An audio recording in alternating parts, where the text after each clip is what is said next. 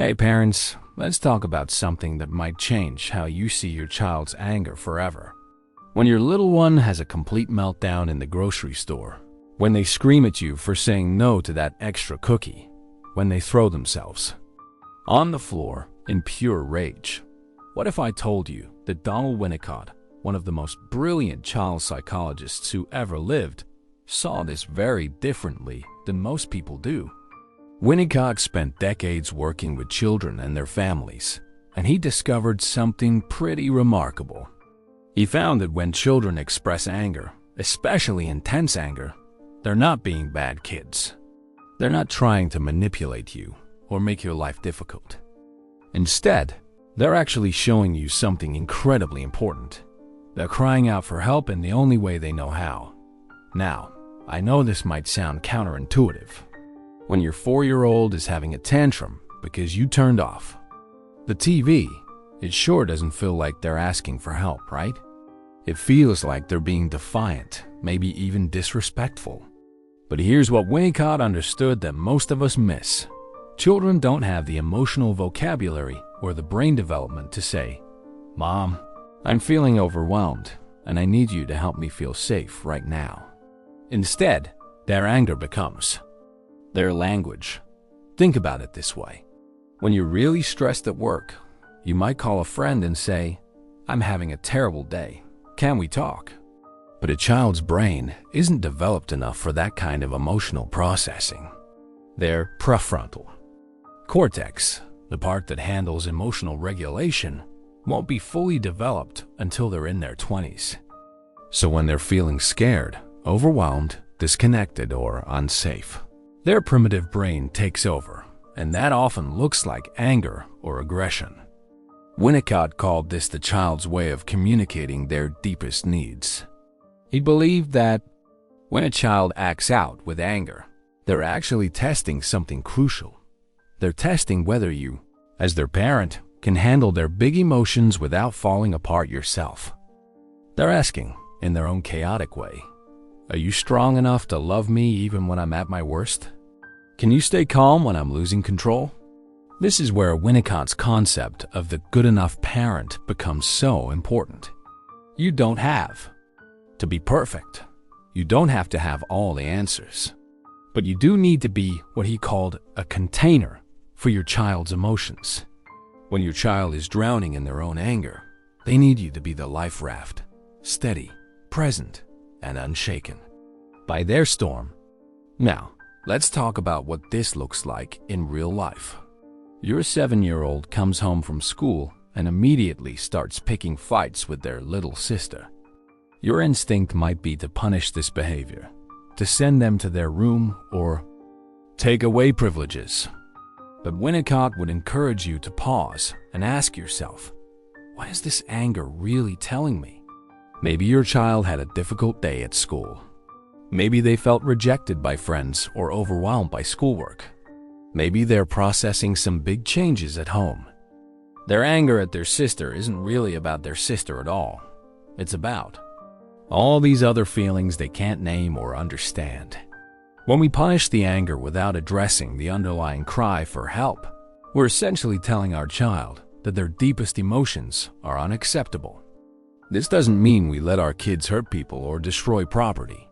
Winnicott was very clear about this. We can hold space for the emotion while still setting boundaries around behavior. You might say something like, "I can see you're really upset about something, and it's okay to feel angry, but I can't let you hurt your sister. Let's talk about what's really going on." Here's something else Winnicott discovered that's absolutely crucial for parents to understand. When children feel truly heard and understood in their anger, the anger often dissolves on its own. It's like magic, but it's actually just human psychology.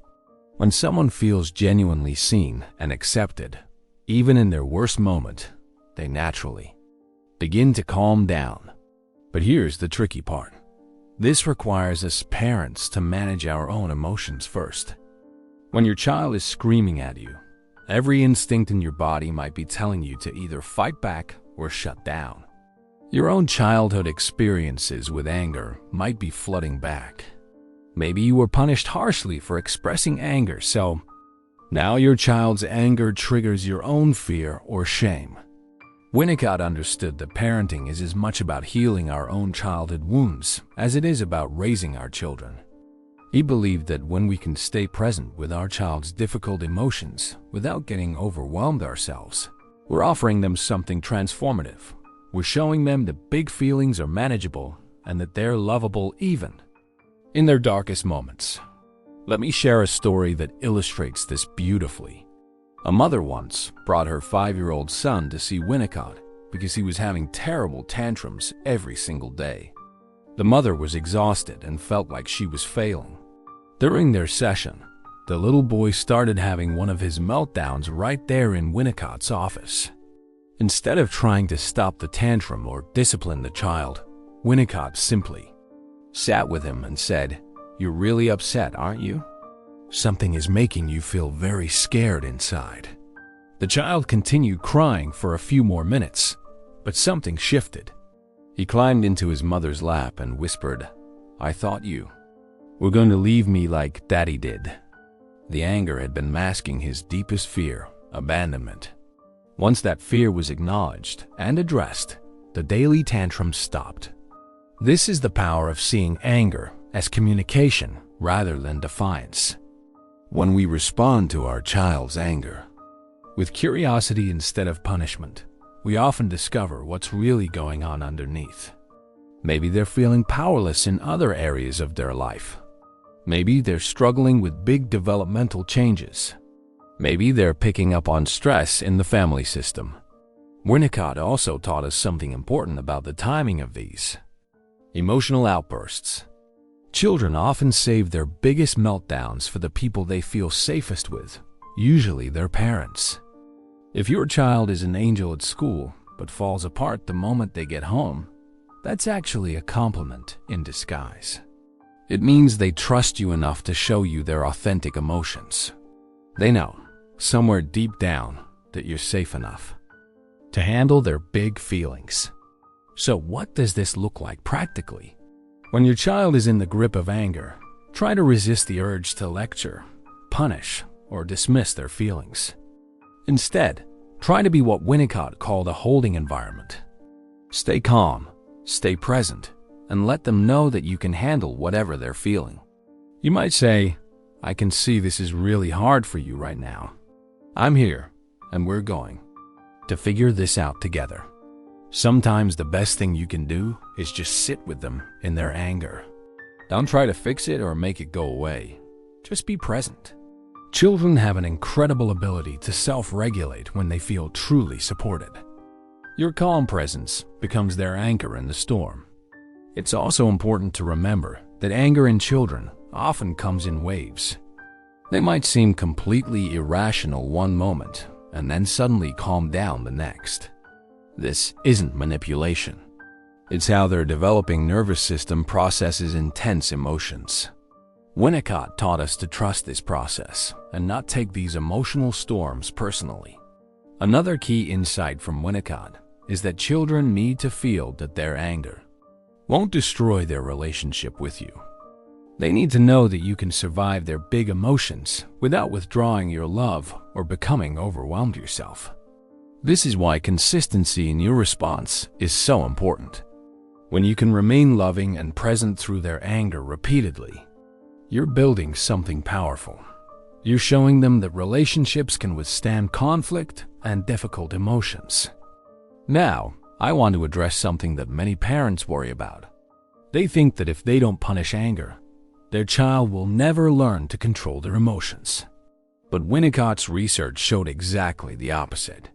Children who feel understood and accepted in their anger actually develop better emotional regulation over time. They learn that emotions are temporary, manageable, and don't have to control their behavior. The goal isn't to eliminate anger from your child's life. That would be impossible and unhealthy. The goal is to help them understand their anger and express it in ways that don't hurt themselves or others. This is a skill that develops over time with your patient guidance. Remember, you're not just managing a tantrum in the moment. You're teaching your child how to handle difficult emotions for the rest of their life. When you respond to their anger with compassion and curiosity, you're giving them tools they'll use forever. So the next time your child explodes with anger, take a breath and remember Winnicott's wisdom. That anger is a cry for help, a communication about something deeper that's going on. Your child isn't giving you a hard time. They're having a hard time. And in that moment, they need you to be their safe harbor, not another storm they have to weather.